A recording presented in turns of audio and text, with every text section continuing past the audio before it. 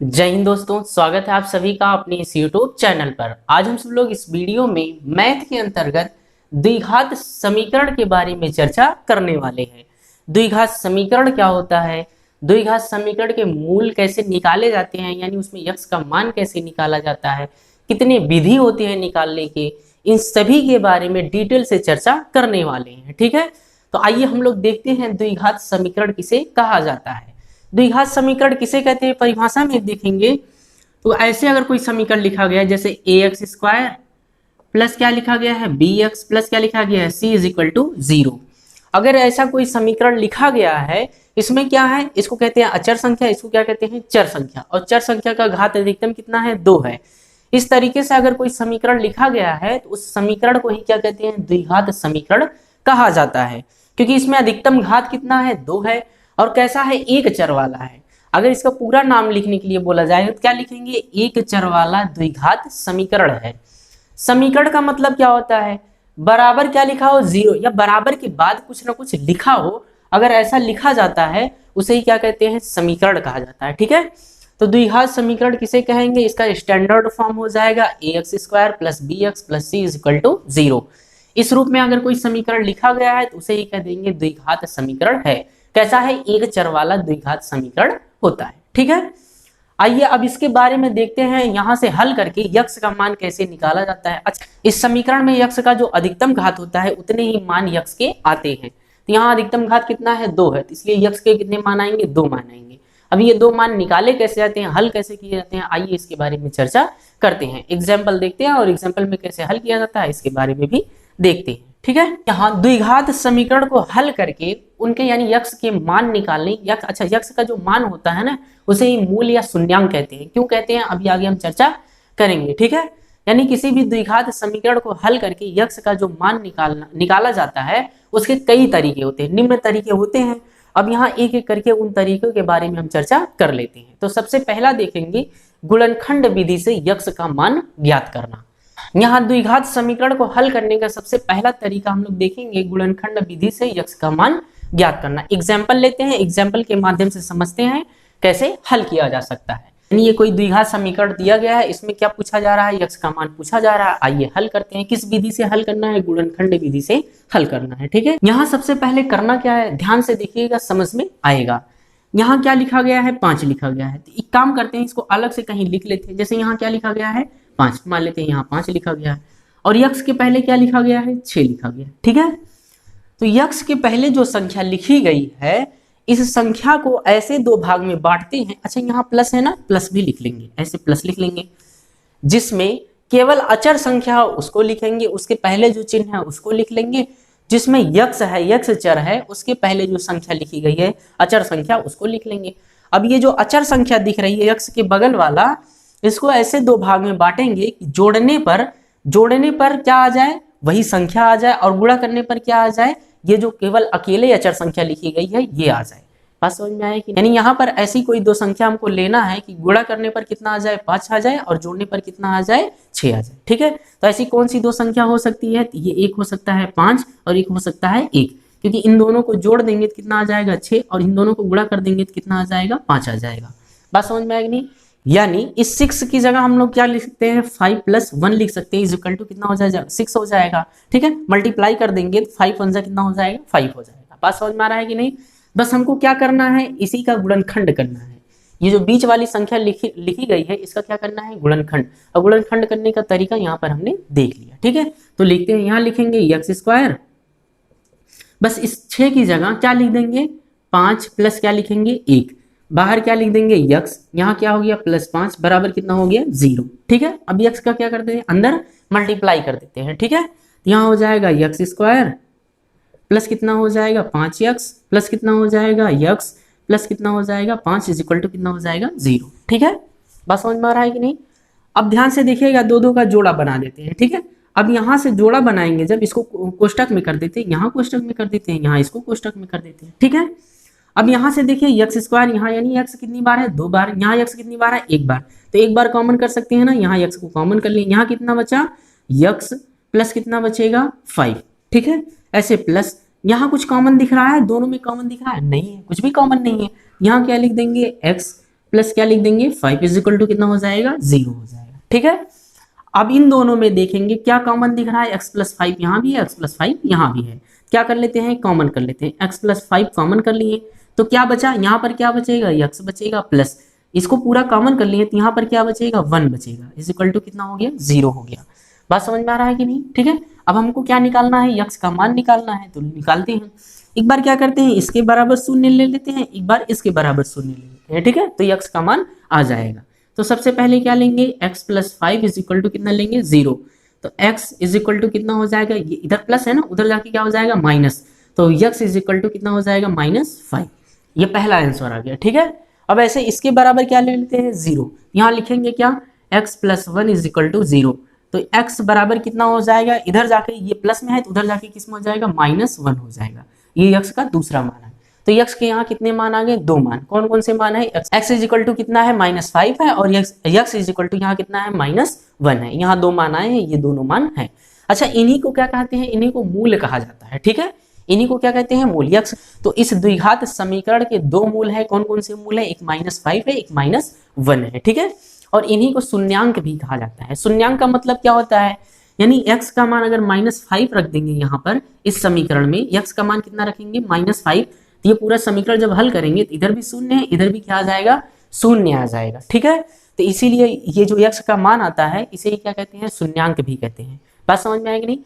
अब आइए दूसरे एग्जाम्पल के द्वारा आगे का मेथड समझते हैं। ठीक है, ये दूसरा एग्जाम्पल दिया हुआ है, x² + 3x - 18 is equal to कितना है 0 है। ये समीकरण दिया गया है, इसमें क्या ज्ञात करना है, इसमें ज्ञात करना है x का मान, यानी x की वैल्यू ज्ञात करनी है हमको। ठीक है, समझ में आया। अच्छा, x का जो वैल्यू होता है उसी क्या कहते हैं, मूल कहा जाता है, इसको याद रखिएगा। ठीक है, अब इसको चलिए सोल्यूशन करते हैं। सोल्यूशन, समीकरण क्या दिया गया है, x² प्लस कितना है 3x माइनस कितना है 18 इज इक्वल टू कितना है 0 है। ठीक है, ये है। अब इसमें सबसे पहले आप लोग को बताए थे जो अचर वाली संख्या है, जिसमें चर संख्या नहीं लगी हुई है, सबसे पहले उसको लिखेंगे। कितना लिखा गया है 18, यानी 18 लिखा गया है। ठीक है, इसके पहले का सिंबल भी लिखेंगे, प्लस है कि माइनस है, क्या है माइनस है, माइनस लिख लिए। अब क्या देखेंगे, जो बीच वाली संख्या है जिसमें केवल यक्स है, यक्स का जो गुणनखंड है वो कितना है, यक्स का कितना गुणनखंड है 3 है, यहाँ 3 लिख देंगे। ठीक है, अब ऐसी कोई दो संख्या लेंगे, ऐसी कोई दो संख्या लेंगे, घटाने पर 3 आ जाए और गुणा करने पर कितना आ जाए 18 आ जाए। बात समझ में आ रहा है कि नहीं। यानी ऐसी कोई दो संख्या लेंगे, घटाने पर 3 आना चाहिए और गुणा करने पर कितना आना चाहिए 18 आना चाहिए। वो संख्या क्या हो सकता है, तो यहाँ संख्या हो सकता है 6 और क्या हो सकता है 3 हो सकता है। ठीक है, 6 में से 3 को घटाएंगे तो कितना आएगा, कितना आ जाएगा 3 आएगा। इसका मल्टीप्लाई कर देंगे कितना आ जाएगा 18 आ जाएगा। बात समझ में आ रहा है कि नहीं। ठीक है, तो ऐसी कौन सी दो संख्या हमको प्राप्त हो गई, 6 और क्या हो गया 3 हो गया। ठीक है, अगर 6 में से 3 को घटाएंगे तो कितना आ जाएगा 3 आ जाएगा, और 6 में 3 का मल्टीप्लाई कर देंगे, गुणा कर देंगे तो कितना आ जाएगा 18 यानी 18 आ जाएगा। बात समझ में आएगी नहीं।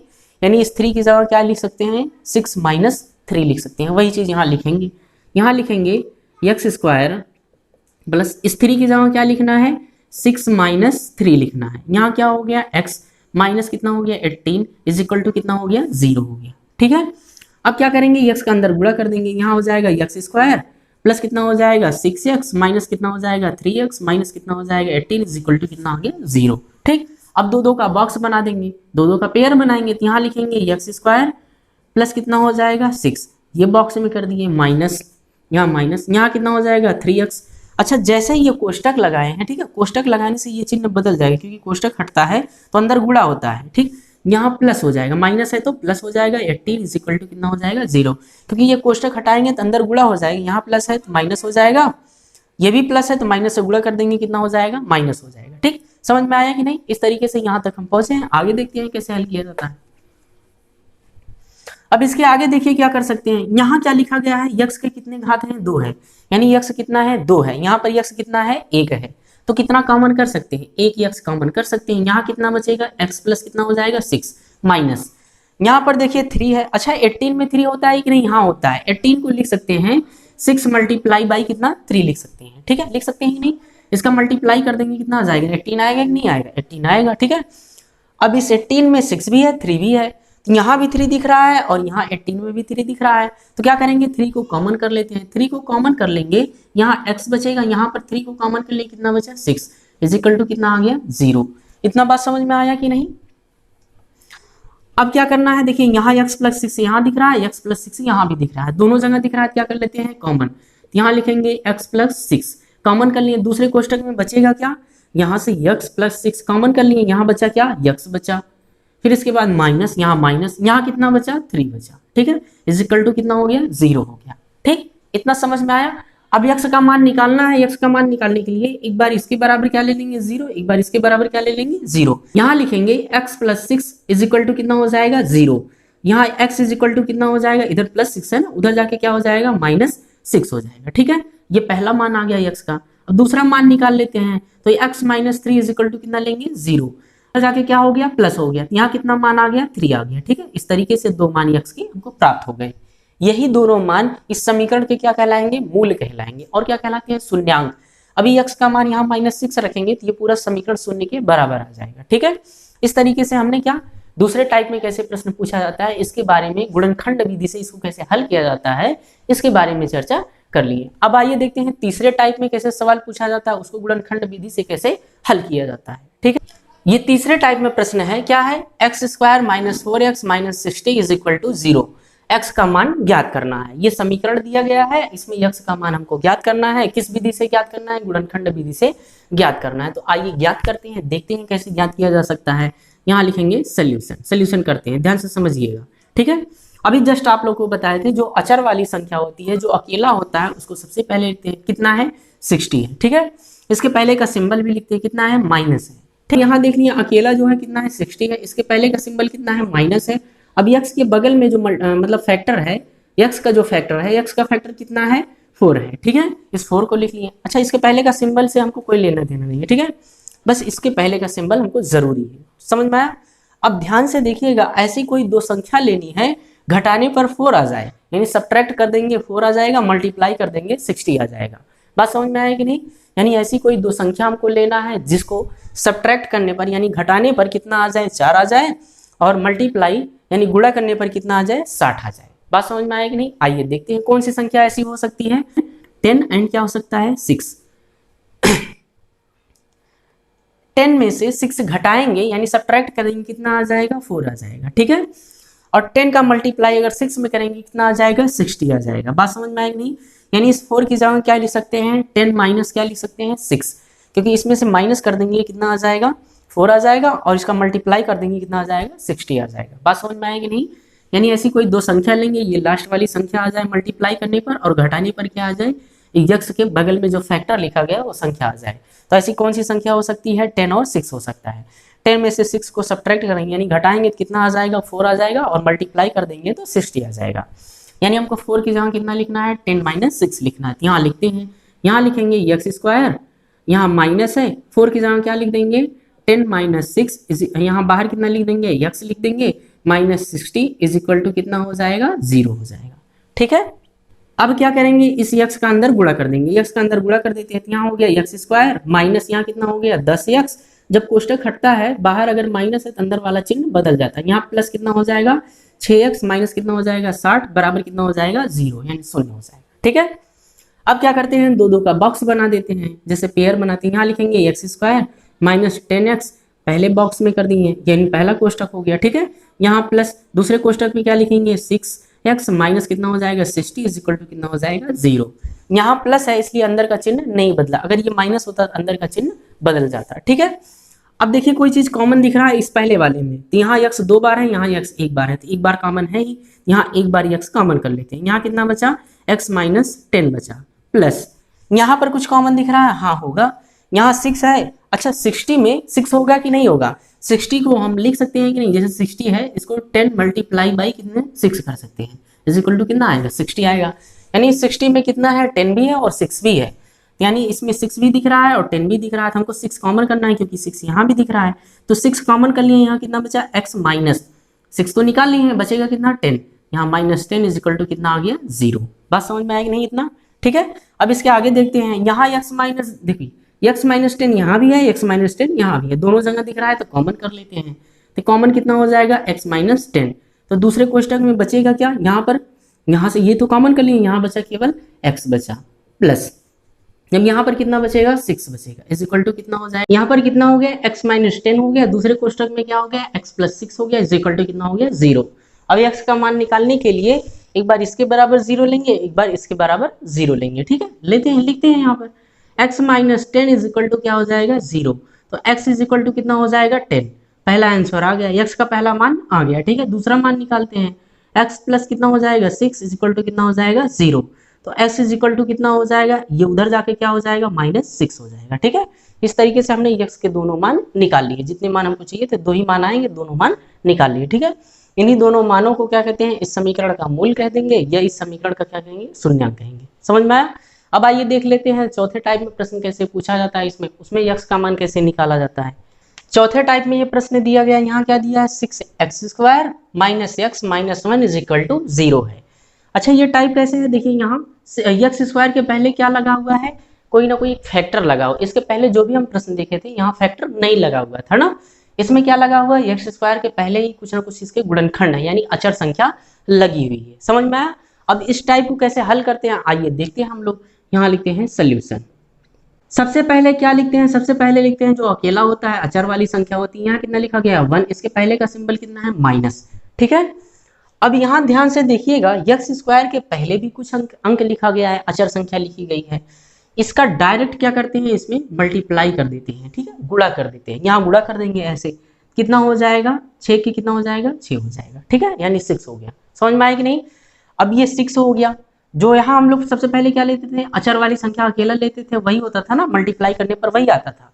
बट यहाँ देखते हैं x² के पहले भी कुछ लिखा गया है, तो इस पहले वाले का डायरेक्ट अंतिम वाले से क्या कर देते हैं, गुणा कर देते हैं, तो वो जो संख्या आती है उसको लिख लेते हैं, ठीक है। फिर इसके बाद इसके पहले का सिंबल यहाँ माइनस है, माइनस लिख लिए। अब इसके बाद क्या देखते हैं, x के बगल में क्या लिखा गया है, x के बगल में यहाँ कुछ नहीं है तो 1 होगा, कितना होगा 1 होगा, ठीक है। इसके पहले का सिंबल से हमको कोई लेना देना है नहीं। समझ में आएगा नहीं? अब ऐसी कोई दो संख्या लेंगे, घटाने पर 1 आ जाए और मल्टीप्लाई करने पर 6 आ जाए, बात समझ में आएगी नहीं? यानी ऐसी कोई दो संख्या हमको लेनी है जिसका सब्ट्रैक्ट करने पर 1 आए और मल्टीप्लाई करने पर 6 आ जाए, ऐसी कोई दो संख्या हमको लेना है। तो कौन कौन सी संख्या हो सकती है, एक 3 हो सकता है और क्या हो सकता है 2 हो सकता है। 3 में से अगर 3 में से 2 सब्ट्रैक्ट करेंगे तो कितना आ जाएगा 1 आ जाएगा, और 3 में 2 मल्टीप्लाई कर देंगे कितना आ जाएगा 6 आ जाएगा। जैसे देखिए 3 में से 2 घटाएंगे कितना आ जाएगा 1, और 3 में 2 का गुणा कर देंगे कितना आ जाएगा 6 आ जाएगा। समझ में आया कि नहीं? यानी इस 1 की जगह क्या लिख सकते हैं 3 माइनस 2 लिख सकते हैं। आइए वही यहाँ लिखते हैं, ध्यान से देखिएगा, यहाँ है 6x² माइनस, यहाँ 1 है ना, 1 की जगह क्या लिखना है 3 माइनस 2 लिखना है, इज इक्वल, यहाँ बाहर कितना हो जाएगा, बाहर कितना हो जाएगा x हो जाएगा, -1 हो जाएगा, इज इक्वल टू 0 हो जाएगा। बात समझ में आया कि नहीं? अब देखते हैं आगे कैसे हल किया जाता है। अब इसका x का अंदर गुणा कर देते हैं, यहाँ कितना हो जाएगा 6x² हो जाएगा, माइनस कितना हो जाएगा 3x, माइनस कितना हो जाएगा 2x, -1 इज इक्वल टू 0 हो गया, ठीक है। अब ध्यान से देखिएगा, 2 का बॉक्स बनाएंगे, अच्छा इसका अंदर गुणा कर देंगे, ये प्लस में हो जाएगा, ठीक है, क्योंकि कोष्टक हटते ही ये माइनस वाला अंदर गुणा हो जाता है, तो ये अगर माइनस है तो प्लस हो जाएगा, प्लस है तो माइनस हो जाएगा, ठीक है। अब 2 का बॉक्स बना देते हैं, यानी कोष्टक में लिख देते हैं, यहाँ हो जाएगा 6x² माइनस 3x, ये पहले ब्रैकेट में लिख देंगे, प्लस यहाँ 2x और -1 इज इक्वल टू कितना हो जाएगा 0। अब ध्यान से देखिएगा, कॉमन करना है हमको, यहाँ कॉमन करने के लिए यहाँ x 2 बार है, यहाँ x 1 बार है। अच्छा इस 6 में 3 मिलेगा कि नहीं, हाँ मिलता है, क्योंकि 6 को हम लिख सकते हैं 3 मल्टीप्लाई बाई 2 लिख सकते हैं, ठीक है। यानी इसमें इस 6 में 3 भी होता है 2 भी होता है, यानी 3x यहाँ भी है, 3x यहाँ भी मिल जाएगा, 3x कॉमन कर लेते हैं। जब 3x कॉमन कर लिए, यहाँ कितना बचेगा 2 एंड क्या बचेगा x बचेगा, ठीक है, यानी 2x हो गया। समझ में आया कि नहीं? और यहाँ 3x तो टोटल कॉमन कर लिए, यहाँ कितना बचेगा 1 बचेगा, प्लस यहाँ कितना बचेगा 2x माइनस 1, क्योंकि कोई चीज़ कॉमन है नहीं, जैसा है वैसा लिख दिए। यहाँ देखिए 2x माइनस 1 यहाँ भी है, 2x माइनस 1 यहाँ भी है, दोनों कॉमन कर लेते हैं। यहाँ लिखेंगे 2x माइनस क्या लिख देंगे 1, दूसरे कोष्टक में क्या बचेगा 3x प्लस 1 बचेगा, इज इक्वल टू कितना हो जाएगा 0। समझ में आया कि नहीं?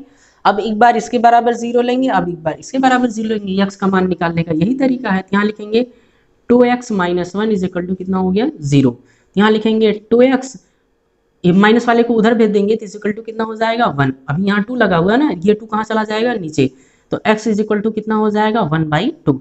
x का एक मान हमको प्राप्त हो गया। दूसरा मान प्राप्त कर लेते हैं, यहाँ लिखेंगे 3x plus 1 is equal to कितना हो जाएगा 0। तो इसको उधर भेजेंगे तो यहाँ बचेगा 3x इज इक्वल टू -1, तो x इज इक्वल टू कितना आ जाएगा -1/3 आ जाएगा। ठीक है, तो x के दो मान हमको यहाँ पर प्राप्त हो गए। कौन कौन से हैं, 1/2 है और -1/3 है। इतना समझ में आया। अब आइए देख लेते हैं, ये तो पहला मेथड था ना गुणनखंड विधि से। अब आइए देख लेते हैं दूसरा विधि जो है, इसको कहा जाता है पूर्ण वर्ग बनाकर। आइए द्विघात समीकरण को दूसरे विधि से हल करना देखते हैं। ठीक है, दूसरा मेथड क्या है, द्विघात समीकरण को पूर्ण वर्ग बनाकर हल करना। हल करके क्या करते हैं, x का मान निकालते हैं। अब कैसे निकाला जाता है इस विधि के द्वारा, आइए चर्चा करते हैं। ठीक है, यहाँ एक एग्जांपल लिए, एग्जांपल क्या है, 4x² plus 16x minus 9 is equal to 0 है। ठीक है, अब इसी को हल करके देखते हैं पूर्ण वर्ग बनाकर कैसे इसको हल किया जाता है। ठीक, इस मेथड के द्वारा इसको हल करते हैं और x का मान निकालते हैं। सोल्यूशन में लिखेंगे क्या, 4x², यहाँ माइनस कितना हो जाए, प्लस कितना हो जाएगा 16x इज इक्वल टू कितना हो जाएगा, इस माइनस वाले को उधर भेज देंगे तो प्लस क्या हो जाएगा 9 हो जाएगा। ठीक है, तो ये इतना हो गया। ठीक, समझ में आया कि नहीं। अब इसको क्या लिख सकते हैं, अच्छा ये जो पहली संख्या दिख रही है, अगर x² के बगल में ऐसी कोई संख्या है जिसको वर्गमूल के रूप में लिखा जा सकता है तब तो ठीक है। जैसे इसको वर्गमूल कितना होता है, 2 होता है, यानी यहाँ 2 लिखकर उसका क्या लिख देंगे, वर्ग लिख देंगे, ऐसा लिख सकते हैं। अगर इसको ऐसा लिखा जा सकता है तो रहने देंगे, अगर नहीं लिखा जा सकता, जैसे यहाँ 3 है तो 3 का वर्गमूल तो होता नहीं, तो इस पूरे इक्वेशन में 3 से क्या कर देंगे, भाग कर देंगे ताकि यहाँ से हट जाए। ठीक है, बट यहाँ ये जो 4 दिख रहा है, इस 4 को हम लोग क्या लिख सकते हैं, 2 के वर्गमूल के रूप में लिख सकते हैं, इसलिए इसका भाग नहीं करेंगे। ठीक, तो यहाँ करते हैं, ध्यान से देखिएगा। इसको लिख सकते हैं, कैसे लिख सकते हैं, ये 2x का क्या लिख सकते हैं, होल स्क्वायर प्लस, अच्छा यहाँ कितना लिखा गया है, 16x लिखा गया है। ठीक है, इस 16x में हमको ये वाली चीज यहाँ पर लाना है।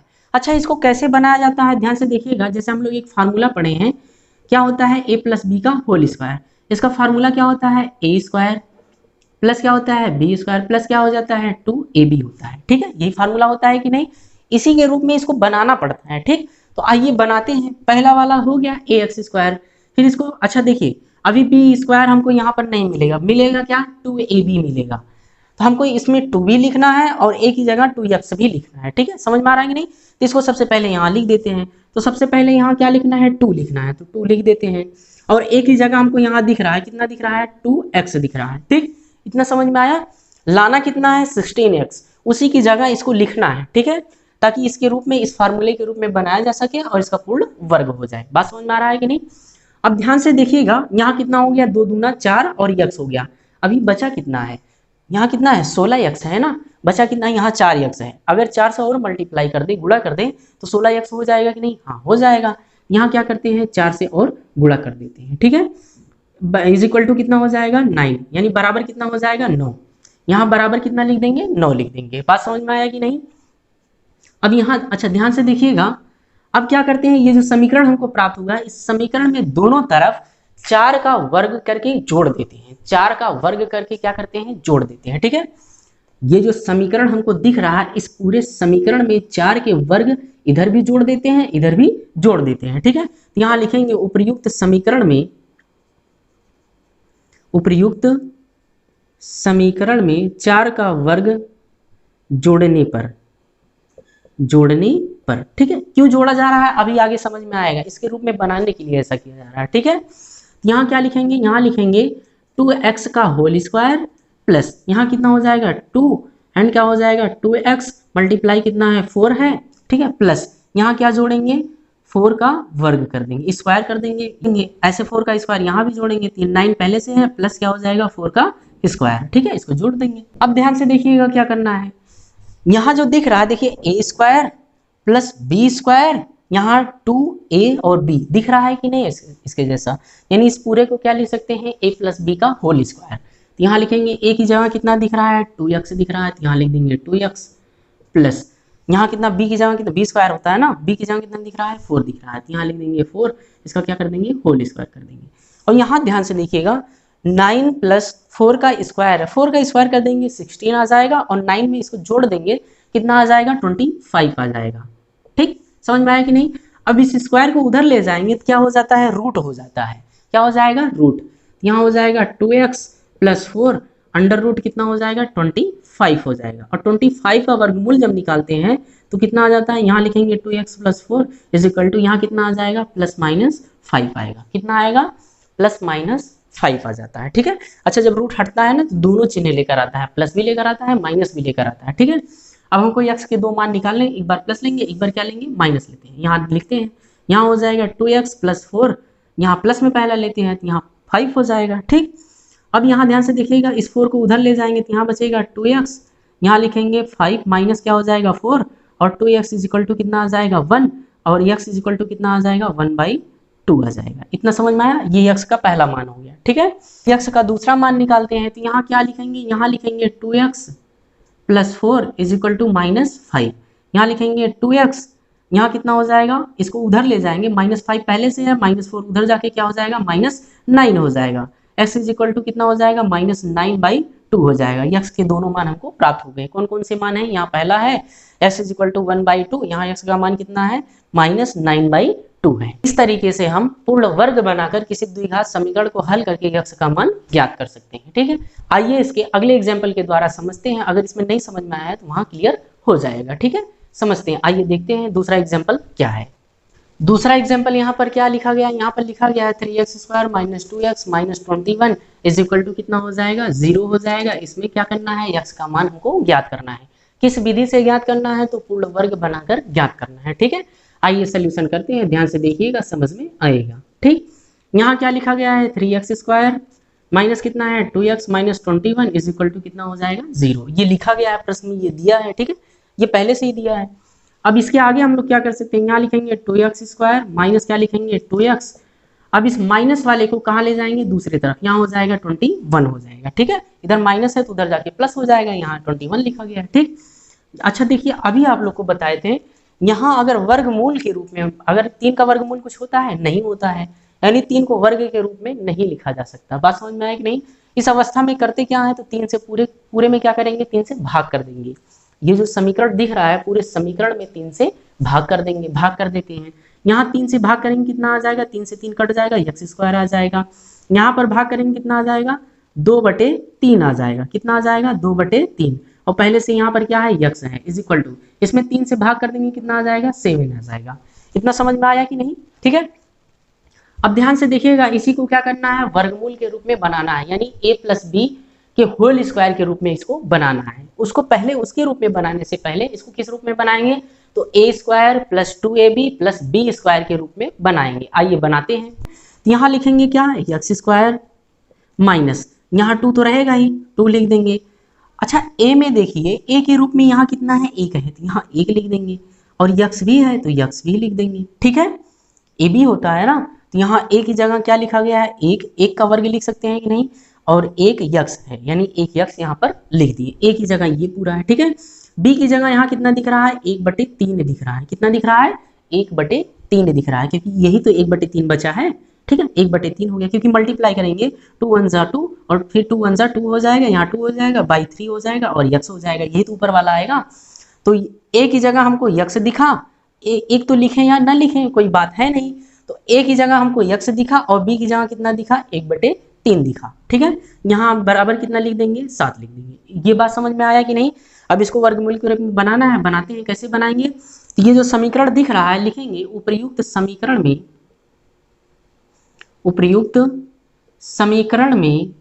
1/3 का वर्ग जोड़ने पर, 1/3 का वर्ग क्या करेंगे, जोड़ेंगे, जोड़ देते हैं। यहाँ कितना लिखेंगे x², यहाँ माइनस कितना है 2, यहाँ कितना है x, यहाँ कितना है 1/3, प्लस कितना जोड़ेंगे 1/3 का वर्ग जोड़ेंगे, इज इक्वल टू, यहाँ 7 पहले से है, इसमें भी 1/3 का क्या जोड़ेंगे, वर्ग यानी स्क्वायर जोड़ेंगे। ठीक है। अच्छा ध्यान से देखिएगा, अब ये समीकरण बन गया है, क्या बना है x² - 2ab + b², यानी a - b का होल स्क्वायर बना है। ठीक है। तो यहाँ लिख देंगे a की जगह क्या है x है, b की जगह कितना है 1/3 का क्या है होल स्क्वायर लिख देंगे। ठीक है। बराबर, यानी इज इक्वल टू कितना हो जाएगा। अच्छा ये 7 पहले से है, और 1/3 का स्क्वायर कर देंगे कितना आ जाएगा, 1/3 का स्क्वायर कर देंगे कितना आ जाएगा 1/9 आ जाएगा। तो 9 का इसमें गुणा करेंगे, 9 × 7 = 63, 63 कितना हो जाएगा 64, 64 बटे कितना आ जाएगा 9। समझ में आया कि नहीं। ध्यान से देखिएगा, 1 का वर्ग करेंगे 1 आएगा, 3 का वर्ग कर देंगे 9 आ जाएगा, यानी 1/9 आ जाएगा। तो तो यहाँ लिखा गया है 7 + 1/9 होगा, ठीक है। अब इसका इसमें 9 का 7 में गुणा करके 1 को जोड़ दिया जाता है। 9 7 जा कितना हो जाएगा 63 हो जाएगा, और 1 उसमें ऐड कर देंगे कितना हो जाएगा 64 हो जाएगा। तो 64 बाई कितना हो जाएगा 9 हो जाएगा, ठीक है। अब इस जो ये स्क्वायर दिख रहा है उधर ले जाएंगे, स्क्वायर उधर जाके ये क्या हो जाएगा अंडर रूट, यानी कर्ली के अंदर हो जाएगा। तो यहाँ लिखेंगे x - 1/3 ये हो जाएगा अंडर रूट कितना हो जाएगा 64 बाई कितना हो गया 9। तो 64 का वर्गमूल कितना होता है 8 होता है, और 9 का वर्गमूल कितना होता है, यानी इसका रूट अंडर रूट कितना होता है 3 होता है। 3 यहाँ प्लस माइनस तो लगेगा ही लगेगा, ठीक है। अब हमको x का मान ज्ञात करना है, x के कितने मान आएंगे 2, एक बार प्लस लेंगे तब आएगा, एक बार माइनस लेंगे तब आएगा। यहाँ निकालते हैं, लिखेंगे x - 1/3 is equal two plus लेंगे तो यहाँ 8 बाई कितना हो जाएगा 3 हो जाएगा, ठीक है। अच्छा इसको उधर ले जाएंगे तो ये माइनस में उधर जाके प्लस में हो जाएगा, तो x बराबर 8/3 प्लस कितना हो जाएगा 1/3 हो जाएगा। 3 नीचे दिख रहा है तो ऊपर कितना हो गया 9, ऊपर जब 9 हो जाएगा 9/3 लिखेंगे, काट देंगे कितना आ जाएगा 3, यानी x का एक मान हमको पता चल गया कितना है s इज इक्वल टू 3 है, ठीक है। दूसरा मान निकाल लेते हैं, यहाँ कितना लिखेंगे x - 1/3 लिख देंगे और इज इक्वल टू कितना हो जाएगा -1/8 हो जाएगा, ठीक है। फिर इसके बाद क्या करेंगे, ठीक है।